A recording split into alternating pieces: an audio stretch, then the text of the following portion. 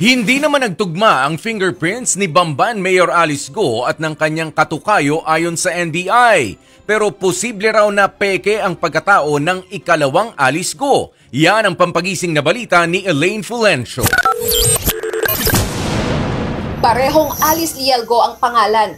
Pareho ring July 12, 1986 ang birthday. Pero sa picture pa lang, hindi sila magkamukha. Kaya hindi katakatakang nag-negative sila sa fingerprint analysis ng National Bureau of Investigation o NBI.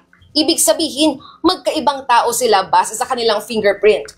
Pero ang tanong ngayon, nasaan ang hindi mayor na Alice Go? 2005 pa mula nang huli siyang mag-update sa NBI at hindi na naulit pa.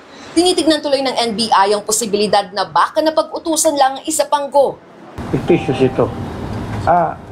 At hindi Alice Go ang pangalan niya.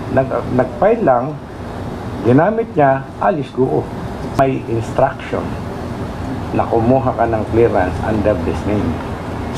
Makatutulong daw kung lalantad sa publiko ang isa pang Alice Go nang sa gayon ay malaman kung kinopya ba o hindi ang kanyang pagkakakilanlan. Ang tanong, meron bang epekto ang hindi nag-match na fingerprint ng dalawang Alice Go?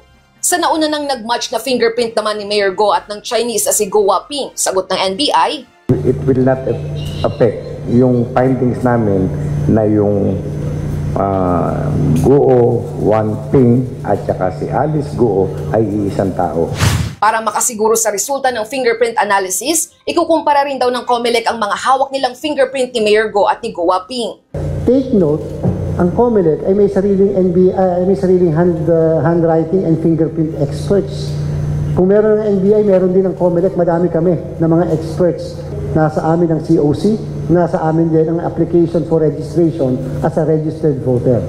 Magre-request din daw sila ng report sa mga isinagawang examination ng NBI para gamitin sa isasampang kaso laban sa sinuspinding alkalde. Hihingi rin daw ang COMELEC ng kopya ng co-warrant of petition na isasampa ng Office of the Solicitor General. Kailangan namin upang makita namin na magandang misrepresentation. Ayon naman sa Solgen, ngayong linggo nila balak ihain ng co-warrant of petition laban sa Mayora. Hinihintay na lang daw nila ang ilang dokumentong naglalaban ng mga ebidensya. Dagdag pa ng OSG, matibay ang kaso ng gobyerno para patunayan ang mga akusasyon kay Go. Bukod sa pagkatao ng Mayora, iniuugnay rin siya sa Philippine Offshore Gaming Operators o POGO. Kumbinsido raw ang Presidential Anti-Organized Crime Commission o PAOC na mahalaga ang papel na ginagampanan ni Go sa POGO. Not really a protector but operator. She's part of the management level of the illegal POGO activities in Banban. Sa pahayag naman ni Senator Riza Hontiveros, kahit 10 Alice Go pang lumabas sa Pilipinas, bukod tanging si Mayor Alice Go lang ng Bamban Tarlac ang Chinese citizen na naging alkalde. Ang investigasyon daw ay para kay Alice Go na hindi Pilipino.